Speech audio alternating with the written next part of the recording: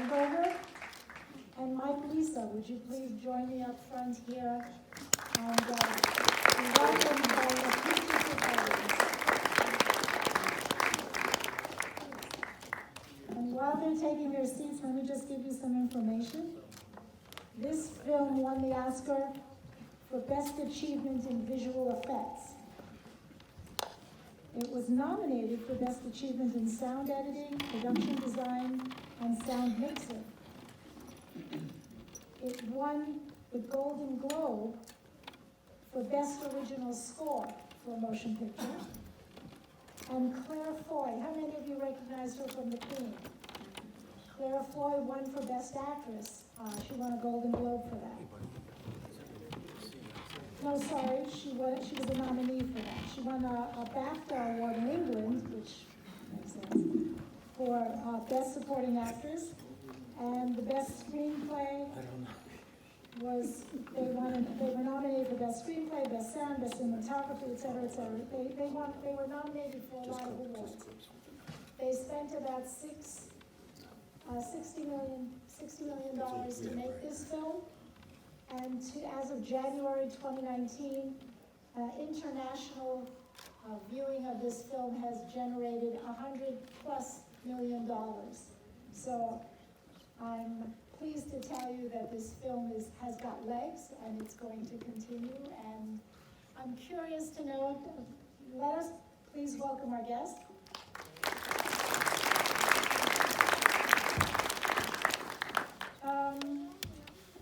First question, and then you could take off and go into space. First question is, how authentic, how real did it feel for you as you were watching what was happening on screen? Well, from my perspective, I thought it was very, very entertaining, and I would only offer one critique. I would like to have had super names on at least once to identify who was who. Okay. If you didn't pay attention, you missed whose personality. Did you feel that way? Yes. Okay, that's a fair comment. What about, I thought it was extremely realistic, especially with that landing. The landing, I actually had chills. I felt like it was evening on Sunday when I was sitting there watching it while I was sitting on the floor. can you hear? You can hear up there? Okay, good, just wanted to make sure. I thought it was really done well. I really did. I was taken aback a little bit about the bracelet getting thrown into the crater. I had never heard about that before. That was something new for me. Really something? I didn't know. No, never heard about that. Okay. I guess my take is every time I see a movie like this, and this is one, there's several others out right now, I kind of relive the whole thing. It's so real, even though it's so long ago, that it's just, I get the chills a lot when I watch these, especially the landing and the takeoff. You were young. I think that people forget how young the people were who, and you made that point, that you tend to look back 50 years ago and you're thinking of everybody as Neil Armstrong was the last time he was seen in an interview. He was already an old man. But you're looking, he was young, everybody, all the engineers, all of you guys, weren't you? I was 32, so I... Yes, so you were one of the old men. I don't know how many here realize that much of what you saw, not so much in this film, but what you saw broadcast that night of the landing actually took place right here on Long Island. CBS had put together a very, very ambitious simulation program. At Grumman and Bethpage, we turned a hangar into a lunar surface. We brought in truckloads of slag and sand and cinder and made a simulated lunar surface. We built a full-scale LEM that was used. And by the way, Not real. it was not a flight LEM. No, it was a mock-up LEM. But there is a celebrity here that I didn't know was here, and he just pointed himself out, and I want to introduce him to you, Sam Greenberg. Sam? Sam Greenberg. There he is. Thank you, Dick. All right, Sam was known as a consulting pilot. Many of us used to refer to him as insulting pilots. But anyway, Sam was a consulting pilot. He's a Navy flyer. And when we would do testing on the LEM, if an astronaut was not available, one of the consulting pilots would stand in for them. They were also involved with the networks, the television networks. I don't recall, Sam, what were you involved I with? was a star on Channel 11, WPIX. All right, fine. So that's a celebrity right there.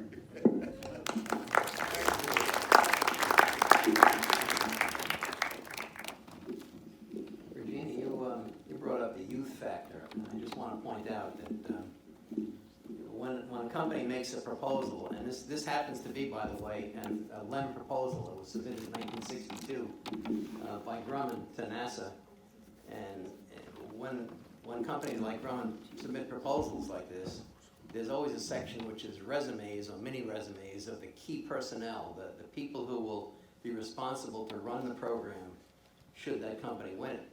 And in this proposal, there's a mini resume of 44 Grummanites. And the other day, just out of curiosity, I went through those 44 names, and 22 of those people were in their 30s, 20 of them were in their 40s, and there was only 2 people age 50 or over amongst the team that was going to run this program. And this was people don't realize, but when you look at this movie, and when you look at other movies, there's one out, or I don't know if it's still out, called Apollo 11, which is based on actual footage from NASA. There's no actors, it's all real footage. When you look at the NASA team, or at MSFC, you don't see any gray hair. It's rare that you see somebody that's over the age of 35 or 40 years old that ran this program. This was truly a program, run by and executed by relatively young people, relatively inexperienced people. The company, when I first was hired in 1965, I was actually 18 when I first walked through the gates, and it was about a year later I actually got to work on a LEM. But the company at the time was hiring 200 people a week and building up, because they had so much work, not just LEM, but they had 5 production programs, a couple of proposals ongoing. They had a satellite called the Orbiting Astronomical Observatory. And many of those people that they were hiring were engineers right out of school, essentially this was their first job. And most of them wound up on a LEM program. You saw in the film the scenes taken in Houston with the flight controls. The average age of a flight controller in that room was 27 years old. So it was a young person's program. I was 23, actually, when I started on the program. And that went on forever. Yeah. Just to follow up on that comment, there were 2 people I noted in particular of this. A guy named Joe Gavin, who was the designated vice president in charge of the LEM program. He was 41 when his proposal was submitted. And Tom Kelly, who was known as the father of the LEM, he was in charge of all of the engineering that went down to make this happen. He was 33 at the time this proposal was submitted, which means he was 40 when they landed on the moon. And I think back to what I did when I was age 33 at the company. It was nothing like the responsibilities that they had. I'll let you in on a little secret. Howie mentioned Tom Kelly and as father of the LEM. And if you want to know, there were many fathers of the LEM, really, because it was such a complex job, and people didn't last long. They got replaced. The next in line spoke up. In probably April or May of '69, just before the first landing, the New York Times, a guy by the name of Dick Lyons called me, and he said, I want to do a story about the LEM, but I don't want to talk to every engineer and bit page, I just want to talk to one. And I kind of flippantly said to him, well, you want to talk to the father of the LEM. And that's what, and Tom was aware of this story, how it happened. And that's how the name stuck, and Tom Kelly was the father of the line. And he actually was the person most responsible for the engineering. And when we bid the shuttle program as well as the shuttle prime contractor, Tom was very heavily involved in it as well. I don't know how many of you are aware that when you look at the Apollo spacecraft, the command module, the service module, and the lunar module, Grumman was the last one selected in the competition. And as the story went, we were given the dimensions that we had to conform to in order to get on the Saturn V booster. We were also given some weight constraints, and there must be a Grumman person here. He's laughing about that. You're absolutely right. Hey, by the way, how many Grumman people are here? Great. Well, we did a good job. But anyway, when we first got the award, which was 1962, I guess November of '62, and we didn't sign the contract, by the way, until March of '63. We were given 18,000 pounds as the weight of the lunar module. Well, I don't think the first pencil got on the pad. We were already up to 20,000 pounds going. And to make a long story short, we went through 24, 26, 28. We went through 32. We were on our way to 34. And 30, for the final one, yes, that's right. But I'm talking about in the first vehicles, and we had to institute what was known as weight improvement programs, and we were happy. The day was a great day if we took off 2 ounces. That was great. We thought we had accomplished an awful lot, and this went on for weeks and weeks, and you would not believe the things that were looked at. Everything was looked at. And I'm not overstating when I tell you that if we got 2 ounces or 3 ounces in a week, we were happy. What did you pare away? Well, the landing vehicle was about 32,000 pounds. We on 17, the last flight to the moon, we went off at 37,000 pounds. But it was a confidence factor there. It wasn't a case that we were compromised. It was the fact that we had gotten confidence. And we're able to stretch a little bit more, and of course on 15, 16, and 17, we took the lunar roving vehicle to the moon with us. So that was considerable amount of weight for those 3 missions. So what was the degree? Everyone's an engineer, but what kind of engineering skills would have been required? Maybe that hadn't even been invented yet. Today you have aerospace engineering as a degree, correct? Well, yeah, they had it back then as well, but not. in most cases, This is uncharted territory, literally. in most cases, I mean, this was not like an aircraft design program because number one, you're in space, and number two, which is why you didn't see a lot of gray heads at Grumman working on this, because they had all designed World War II fighters very successfully. But this was a new thing. Nobody had done this before. Nobody knew exactly what this was going to look like. So thinking out of the box, so to speak, was what was required. And most of the people that I knew that worked on the program were either mechanical engineers or electrical engineers. There were very few aerospace people on the program because it wasn't, they deal with slenderness and drag and all of those types of things. And a lot of mechanical engineers do the stress analysis and the mechanical design, and the electronics, obviously, is all done by electrical engineers. So those are the prevalent disciplines in the engineering department. I guess the one good thing about the LEM was that it didn't require any really aerodynamics. No, so you didn't have to worry about the loads. That's why it was were so clumsy. It was clumsy. No drag, nothing slender, nothing sloped.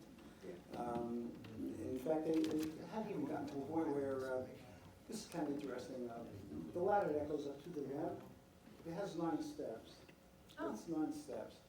And they were built in such a fashion that if you were to walk on those steps here on Earth, you'd actually break all 9 of them. You would? A 150-pound person would actually break them. You know, so they were made so, Flimsily? they were flimsy because Well, there was same one weight. set, it was 1/6 gravity on, you know, so I used to, I guess I would have weighed about 20 pounds. I would have been 20 pounds, yeah, maybe when I was 23. But, yeah. Now, astronauts, did you ever have a contact with the astronauts? I did. I met Buzz Aldrin. Obviously, Buzz comes to this museum quite often. How many of you have met Buzz Aldrin? Excuse me? Talk into the mic, please. Oh, I'm sorry. Okay, thank you. Closely. How's that, better? Much better. There you go. I met Buzz Aldrin many times as he's a resident of the museum, I believe. And Neil Armstrong I met. We were talking a bit about Dick was mentioning about this moon surface thing. And we had a simulator actually in Plant 5, one of the sections. It was a globe, it was a sphere, and inside it was a gimbalized, Talking to the mic. it was similar to what you had seen where they were passing out, where Neil was passed out. Right. And he would actually be trying to land a lunar module, and wow, you want to talk about craziness? This is where something like this really is strange. But he didn't land that thing. he didn't land it. I think he may have tried it 3 or 4 times, and it didn't land. And they were announcing it. They would announce it over the PA system, and everybody in the lunchroom over in Plant 5, everybody would be, oh my God, they would be laughing and so on and so forth. And Neil is, though, even though you saw Neil be serious, he wasn't that serious when he got to this. He played along with us. And that one particular day when he actually was in the module, in the simulator, and he did land it. You know, they also made that announcement, and it was a big applaud, and everybody was as happy as could be. You know, so. I al- You know, so. I It was also, interesting. I also had met several of the astronauts. Regina, before when she did my intro, mentioned this thing called the cold flow facility. Well, basically what that was a series of clean room type test cells that each ascent stage or descent stage would be put into, and each one had its own control room.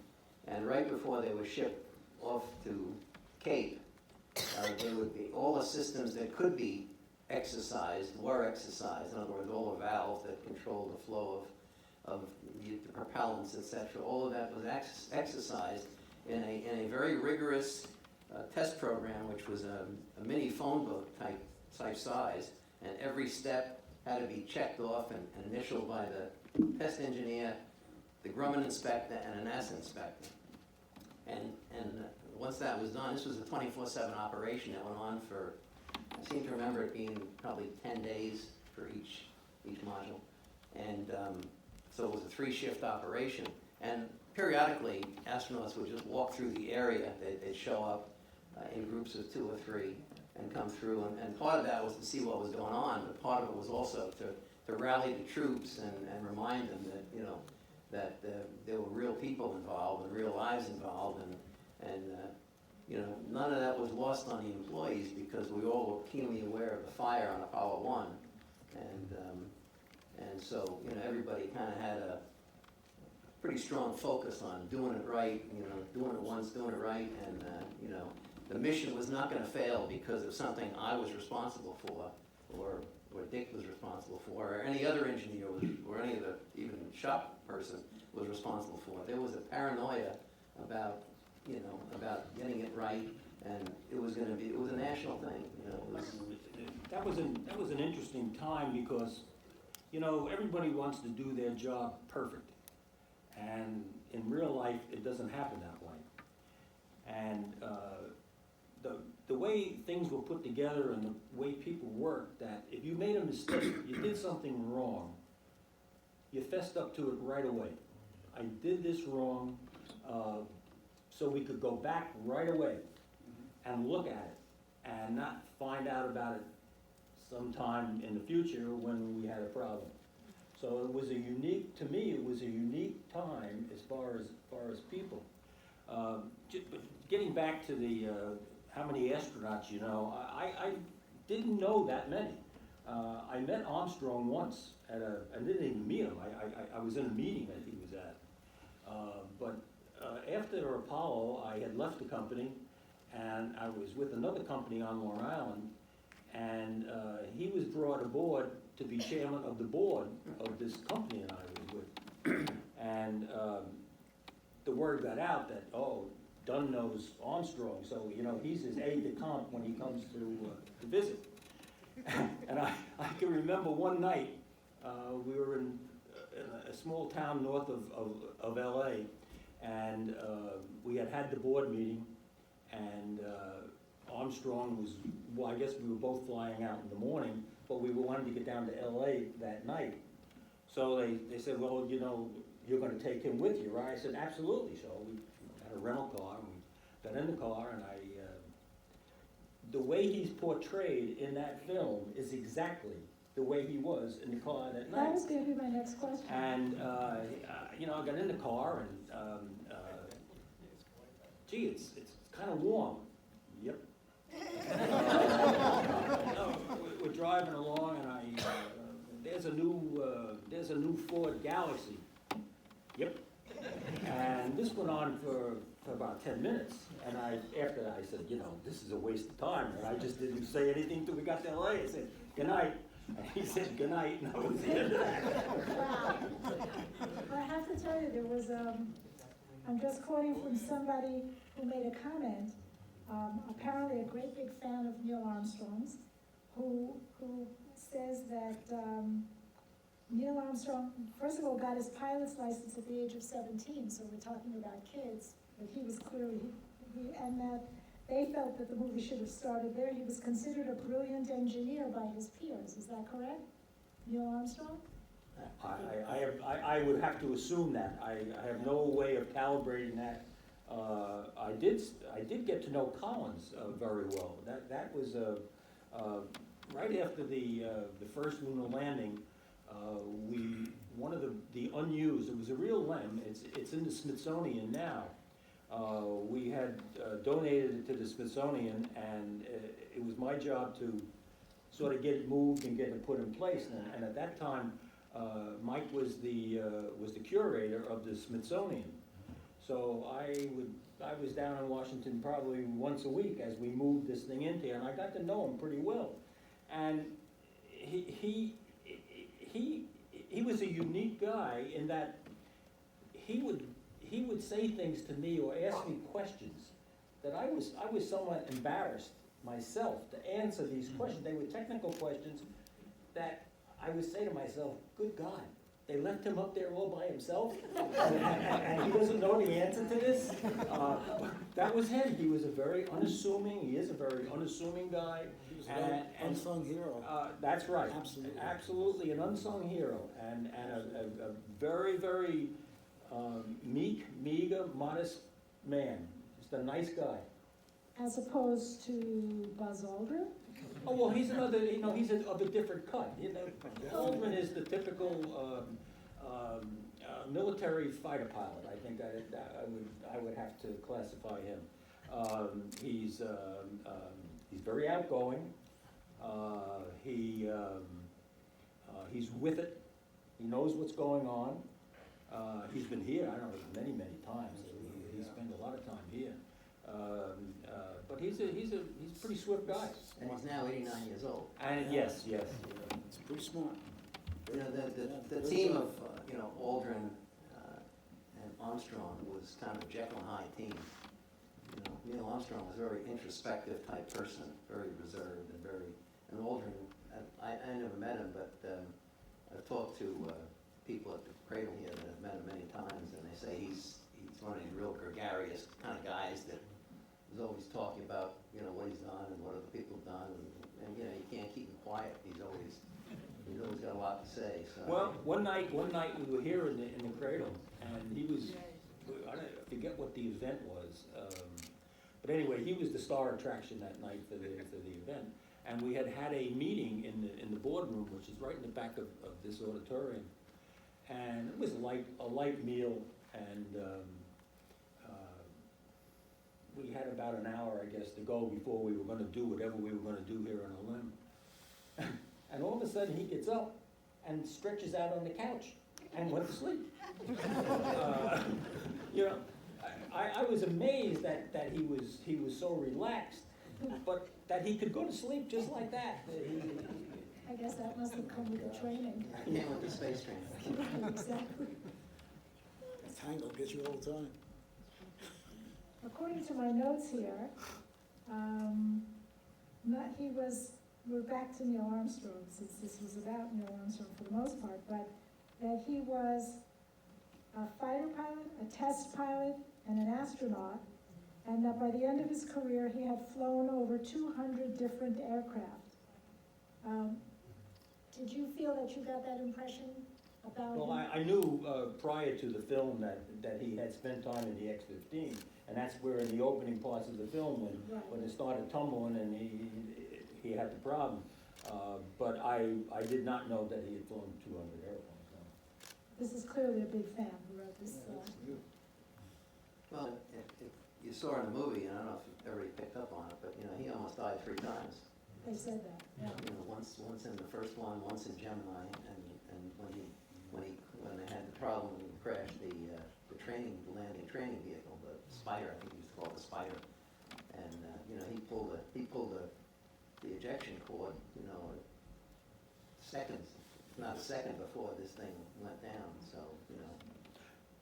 I don't think that everyone realizes, unless you were involved with all that was going on with the space program through the years, that they weren't separate programs. They had separate names, Mercury, Gemini, and then Apollo.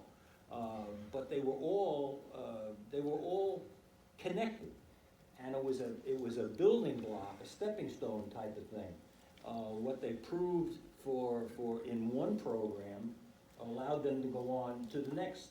As you recall in the film, the first flights, the Mercury flights, it was a single flight, a single person aboard, and as it progressed, we went into Gemini, it was 2, and then of course into Apollo it was 3. So, and then you can even take it further into the space shuttle, and we had full crews on the shuttle. So it's a building thing, and I really think that with the right amount of encouragement and the right amount of money, that we're going to go someplace else. It's probably Mars, but I think the moon will be the jump-off place. We'll go there first. We'll collect our gear and maybe refuel the vehicle.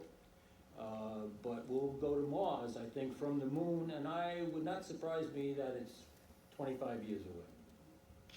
That's a good place to, Yeah, Dick is the perfect straight man, because you brought up the fact that Mercury, Gemini, and Apollo. There's a video I bought from Nova. This is a Nova 2-hour video, and I think I bought it about 2 or 3 years ago. I don't know if it's still available, but if it is, it's called To the Moon. And it essentially goes through all of those programs and what each one accomplished and why they had to accomplish it to take the next step. So it's probably one of the best videos that they've ever put out relative to the space program.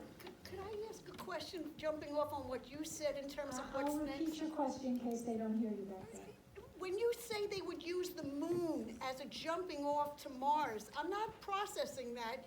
How would you get? All right, when you first think of all, to go to Mars, it's going to be, in round numbers, it's probably a 6-month trip out and a 6-month trip back, at minimum, all right? That means that you've got to have consumables, food and water and whatever, to take aboard for that period of time. It's going to be a 1.5 year probably flight to do that. We will probably have to find a way to put fuel aboard whatever is going to go from Moon to Mars. And if there is, if they find some type of liquid on the moon, that will make the problem a little bit easier. But if they don't, the backup to that is to, and it looks very promising, they have seen liquids on Mars. So it would be then a matter of converting whatever liquids they have into some type of a fuel for the return mission. So it's, you know, it's kind of pie in the sky right now. But so was Apollo when we looked at it from the 60s, the early 60s. Is that? It's okay. You know, the other piece of that is if they don't find things on the moon that they can use, you know, because the gravity in the moon is only 1/6 that of Earth. If you had to set up a rocket with all of the stuff you had to take for a 1 year or an 18-month mission, you know, you wouldn't be able to launch it out of Earth at one time because it's, you know, of the gravitational force and the size of the rocket required. So what they're thinking of doing, if they don't have these ability to make fuels, etc., is you could stage this stuff to the moon, and then when you take off from the moon, you're in 1/6 Earth's gravity, so your launch capability is going to be a lot higher because you're not going to be breaking Earth's gravity, but you're breaking moon's gravity to take it on to the next step, which would be Mars. Okay, we weren't going to open this up for questions, but I see that there are questions and we have a little bit of time, so go ahead. Yeah, my name is Jim Yeah, Alchis. this is, I had brought this poster, you brought this poster with the Yeah. signatures. and I wanted to ask you a question. You talked about the engineers doing this and all the other people in that, but my father was a tool and die maker. They were the men that made parts for these planes, which was never really brought up in the sense how much they did to make sure to make this work. Oh, I think you're absolutely right about it, and I'm glad you pointed out. It was never brought up. Y- never You're right, talked you're about. right. It was the focus was in a different place. Right. But, you know, the lunar module was hand-built. It was Tell me about hand-built. it. Every single piece and part was hand-built. And the tool and die makers were the sculptures, if you will, of Thank you. what was going on. Thank you. And, yeah, and you know, and there's a shortage of them today. Yeah, well, my father's 97, he passed away 2 years ago. So, but. But we have a job for him if you want. When he came back from World War II, he was working on racing cars, doing parts for that. And when he got into Grumman's in 65, I think it was 66, he just found himself in a fantastic world. And he would tell me, because he really couldn't tell me as much as he was doing, but when he would tell me about a part, or when the man on the moon came, it was like, it didn't hit me as much as I realized how important that my father did to help these men design one of the finest things we've ever done. One of the functions that I did perform was sort of destructive. And the job was to test and overstress Oh, of test course. all of the components on the Apollo program. We used to vibrate or shock each and every individual part on the LEM, as well as the entire LEM and one unit. Right. And why I bring it up this way is that if something would fail, we couldn't go down the block and send it to the machine shop down Yeah, the right. block. No one did this work. We go over to that, your My father told me that many times they would come to him and say, Jerry, this is We'd come what, to them on an afternoon or a morning and right, say, hey, we need a new one within a day, Okay, or within 2 days. And they would punch that thing out, and we'd Right. get it back on the machine, and we'd test it again. And if it broke again, we'd go back. right. And we were, and, you know, the company, Grumman was a unique place, and, you know, in aerospace companies, you gotta have engineers design something, and then they gotta put it on paper, and they gotta go through a process, it's gotta be okayed, and it goes on and on and on and on and on. Well, the tool and die makers were a different thing, and I think he makes the point, is that they short-circuited that whole system. They'd go to the tool and die maker and say, we need this, we need that, and he'd turn it out. And then 3 weeks later, they say, well, where are the drawings? Well, we don't have any drawings. And my father said that would happen. Even the guy at the sheet metal, anybody working in the condition of something like this, there were so many different people involved. Oh, we had, there were stacks of paper, they were called Ah. ECOs. Yes, yes. They were called engineering change orders. And these changes that we would bring back and forth to the machine shops and the various metal shops, they would be hand-sketched drawings, and I gotta tell you, they were stacked like this, but I guess we shouldn't even say this, but they were stacked like this. And we never get a chance, it was so difficult to get a chance to convert them to the types of drawings that were required by NASA and so on, so it was always late. It was Thank late. you so It much, caught up. thank you.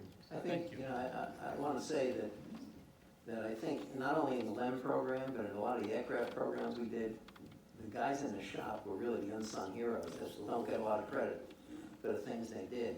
I came to the company as a co-op student. When I first walked through the gate, I had 1 year worth of engineering education behind me. And my first summer assignment for 3 months or 4 months was actually to work in a prototype shop. And I worked in production shops, and I wound up, as I got more education, I moved closer to engineering, and I was a test technician, which is where I first touched the land and met some of the astronauts. And I wound up in engineering, and then when I graduated and had a degree, I was, of course, working on the F-14, and I can't tell you how many times I went back to the shop guys when I had a difficult problem on how something should be designed and made, and went back to my contacts in the shop and said, hey, I got this problem. And they were absolutely amazed because most engineers don't do that. Right. But the reality of it is they have a wealth of knowledge that, if they're the guys that gotta make it, and I'm the person that's gonna design it, I certainly want to design something that they can build, not something that they're gonna, have a lot of angst over. One of the most important things in the entire program was the safety of bringing those astronauts back, getting them where they had to go, bring them back as healthy as can be. We used to do testing. We had a device called the tumbler, and I'm sure Dick remembers this. It would actually grab the lem on both sides, and it would flip it around. It would actually. It was the tumble and turn, they call it the tumble and It was a turn. tumble and turn. And in doing that tumble and turn, the idea was to shake out anything that may have been loose inside the lem. Now, at this particular incident, I was working in the semi-clean room.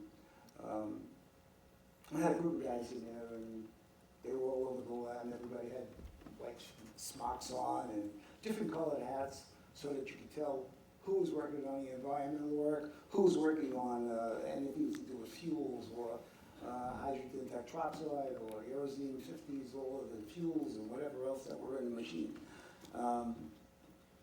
Here they are tumbling, and clank, hits the floor. A nut. A nut. A nut. One nut. We had one, a And bucking bar fell out. bucking bar? Anybody know what a bucking bar is? That's a It's hunk monster. of steel, It's a it's monster, the size of my hand. Well, this particular day, the nut's on the floor, and guess who's inside the room? The NASA inspector. NASA inspector picks up the nut, and says, everybody clear out the room, shut it down. We were shut down for an entire week. 1 whole week, and we all had to be on station. And we're on station, I'm talking about 7 by 24 hour work hours were beyond belief. There were no days off, no vacation, nothing. And here we are sitting like this, waiting for us to go and get it. Go ahead from the NASA inspector.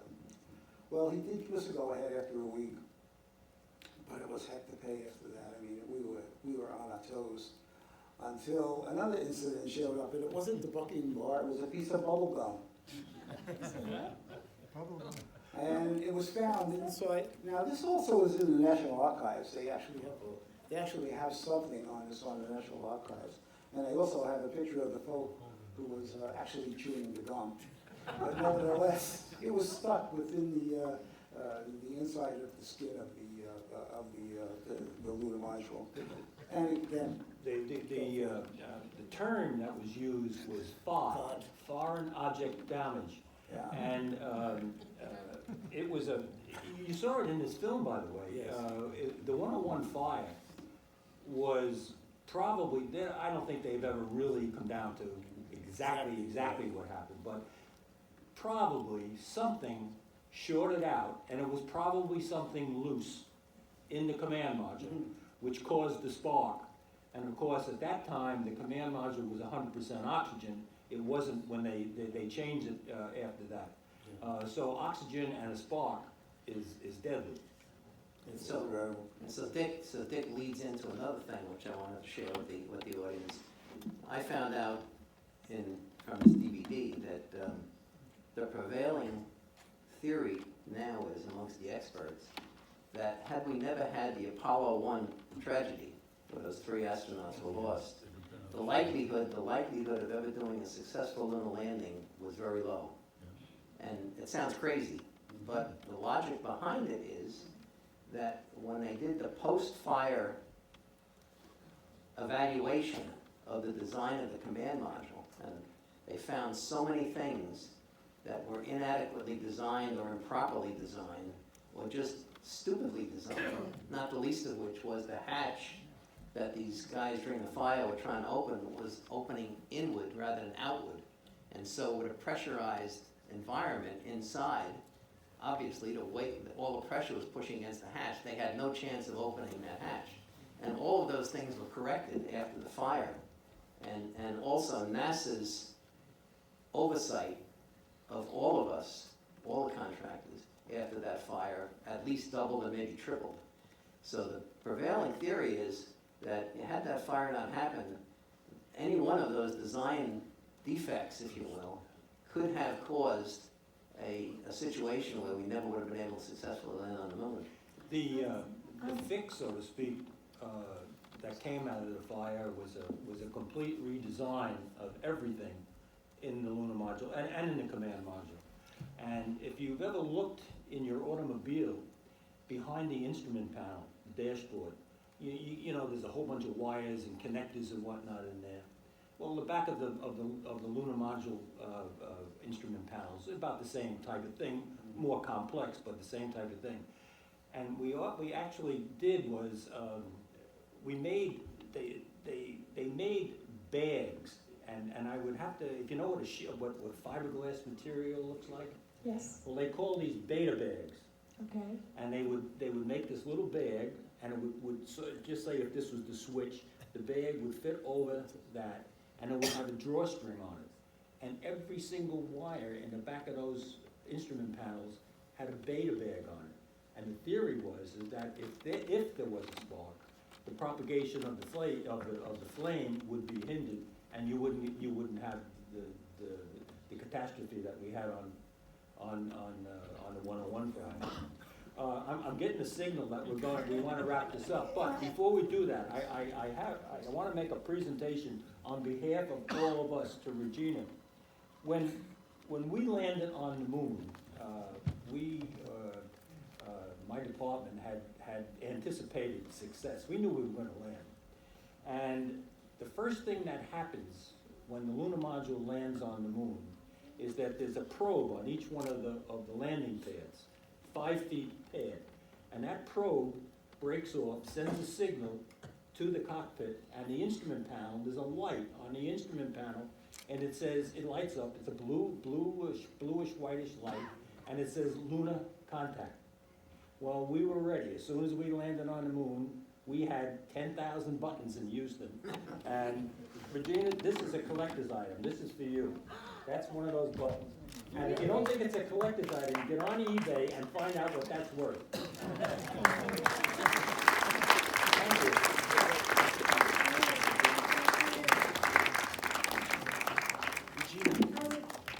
Okay, I'm getting in here with our guests and saying thank you. Will you join me in saying thank you?